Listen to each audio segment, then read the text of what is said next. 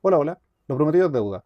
Vamos a explicar el por qué la figura de la primera dama sería ilegal e incluso inconstitucional. ¿Ya? Para eso vamos a dar la pizarrita y vamos a explicar cosas que quizá algunos ya entiendan, pero vale la pena detenerse. Bien, lo que tienen aquí es la pirámide normativa. Bien, en distintos países, sobre todo en este lado del mundo, existe esta pirámide normativa y nos permite, en definitiva, entender cuáles son normas de mayor jerarquía, de mayor rango y aquellas que se tienen que someter. ¿Ya? En nuestra pirámide normativa, la cúspide es la Constitución. Por tanto, las leyes que están en el segundo piso tienen que ser constitucionales.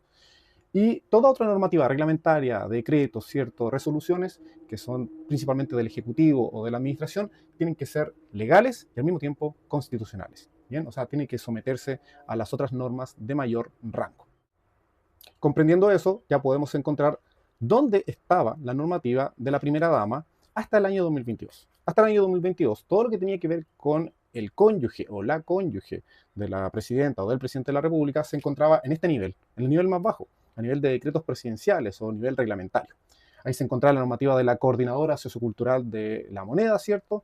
Y también las 7 fundaciones que fueron creadas para distintos fines culturales, deportivos. ¿Ya? Estas fundaciones estaban encabezadas por una persona de confianza del presidente de la República y según sus estatutos, esta persona podía ser el cónyuge o la cónyuge del presidente, por tanto, la primera dama. Finalmente, la figura de la primera dama tenía esta función, una función de coordinadora sociocultural y al mismo tiempo encabezar distintas fundaciones. En este particular serían 7 fundaciones.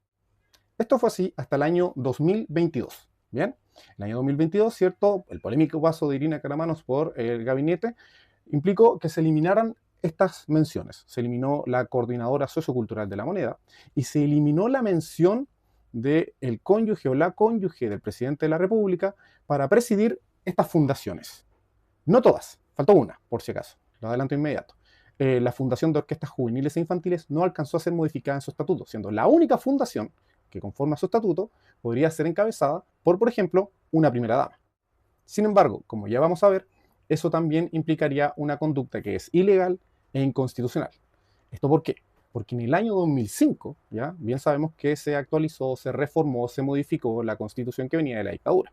Entre esos cambios que se hicieron, se agregó en el artículo 8 el principio de probidad. Y en virtud del principio de probidad, que está aquí arriba, en la cúspide, ¿cierto? Es de rango constitucional, se cambiaron muchas conductas que se permitían a lo largo de la administración. El principio de probidad señala que hay que tener una conducta funcionaria intachable, un desempeño honesto y leal del cargo con preeminencia del interés general por sobre el particular. Por tanto, uno de sus subprincipios tiene que ver con los vínculos que podría tener un funcionario, por ejemplo, respecto de sus familiares o de sus amigos. Lo que no podría hacer o lo que sí podría hacer, en definitiva. ¿Ya? Y ahí tenemos un choque, un conflicto de interés entre la figura del presidente de la República y su cónyuge. ¿Ya? Porque claramente hay un vínculo de por medio, ya un vínculo matrimonial. En ese sentido, el principio de probidad le dice, usted no puede beneficiar, no puede entregarle un cargo, no puede entregarle funciones, no puede entregarle fondos a esta persona porque tiene un vínculo matrimonial, o sea, hay un conflicto de interés. Este principio de probidad abarca mucho más que a los funcionarios de planta o a contrata, ¿ya? Este principio de probidad, al tener rango constitucional, abarca a toda la función pública. Por tanto, va a implicar que se debe aplicar este principio de probidad a muchísimas más personas que aquellas que, por ejemplo, se le aplica solo el estatuto administrativo. ¿Ya? Es un principio que está arriba, en la cúspide, e irradia a toda otra normativa y toda otra persona que trabaja con la normativa que está más abajo. ¿Ya? Sobre todo en el sector público, en especial el sector público. Así las cosas. Cuando en el 2005 se puso este principio de probidad aquí arriba, en la Constitución, pasó que esta normativa que hablaba de la coordinadora sociocultural y de las 7 fundaciones, inmediatamente pasó a ser, podríamos decir, inconstitucional. E incluso ir contra algunas normativas que ya hablan sobre probidad, porque existe la ley de probidad y otras normas administrativas que tratan o que incluyen el principio de probidad. Por tanto, esto, desde el año 2005, ya estaba funcionando al margen de la legalidad, al margen de la Constitución. Lo que pasa es que al parecer, por un tema de tradición, no se había modificado y se hizo vista ciega. Así funcionó hasta el año 2022. Bien, el año 2022, como ya mencionamos, se cambió, se eliminó la figura de la coordinación sociocultural, se cambiaron prácticamente todas las fundaciones. Bien, y por tanto, ahora ya no existe.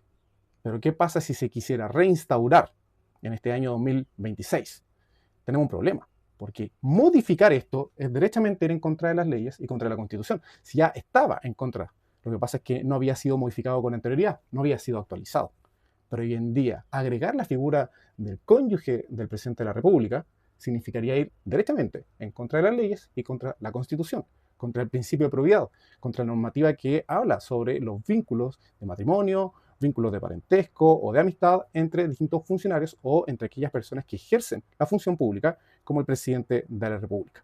Bien, por tanto, si en su momento esto ya estaba en una situación de ilegalidad y de inconstitucionalidad a partir del año 2005, una vez que se ha eliminado, volver a instaurarlo es directamente actuar en contra del resto de la normativa. ¿Ya? Ese es el problema. Incluso, como ya les había adelantado, hay una fundación que no se alcanzó a modificar sus estatutos. Pero si el presidente de la República llegase a nombrar a su cónyuge como presidente de la Fundación de Orquestas Juveniles e Infantiles, que hoy en día está presidida por personas que son ad hoc al cargo, no tienen que ver con el presidente de la República, bueno, si llegase a colocar ahí a su cónyuge en esa posición, igualmente tendríamos un problema de probidad, ¿ya? Porque ese nombramiento sería respecto a un vínculo matrimonial y por tanto iría contra la normativa legal y contra la normativa constitucional, como ya venía de antes. Lo que pasa es que al parecer no lo habían hecho, no lo vieron venir. Sin embargo, insisto, su reinstauración sería mucho más grave y contra la normativa. ¿Quién debería velar por esto finalmente? Es, primero, Contraloría General de la República. Porque a este nivel, si es que aparece un decreto presidencial que va contra la ley o contra la Constitución, como nombrando a la primera dama en ciertos cargos o abriendo nuevamente la coordinadora sociocultural, sería Contraloría General de la República quien debería representar la ilegalidad o la inconstitucionalidad de tal decreto. En caso que Contraloría no hiciera esta representación de ilegalidad, los llamados a ver esto sería el Congreso, ¿cierto? Porque la Cámara de Diputados podría presentar una acusación constitucional al presidente por ir en contra de la normativa. Finalmente, si se quisiera instaurar la figura de la primera dama, necesariamente tendría que hacerse a nivel constitucional. ¿Por qué? Porque si se hace solo a nivel legal, aún así iría en contra del principio de probidad constitucional.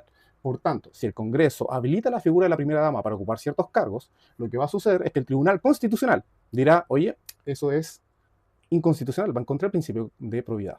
La única forma de reinstaurar la figura de la primera dama sería a nivel constitucional. Solo para agregar a la discusión, y tal como lo habíamos comentado en el video anterior, vivir en el Palacio de la Moneda significaría algo similar. ¿Por qué? Porque se estaría permitiendo que el matrimonio, ¿cierto?, la cónyuge o sus familias o sus hijos viva en un edificio de carácter público, lo cual sería un beneficio o un privilegio. Iría en contra del principio de probidad, ya sea a nivel legal o a nivel constitucional. ¿Ya? Otra normativa regula la vivienda del presidente de la República en otras partes, son los fondos que se destinan para eso.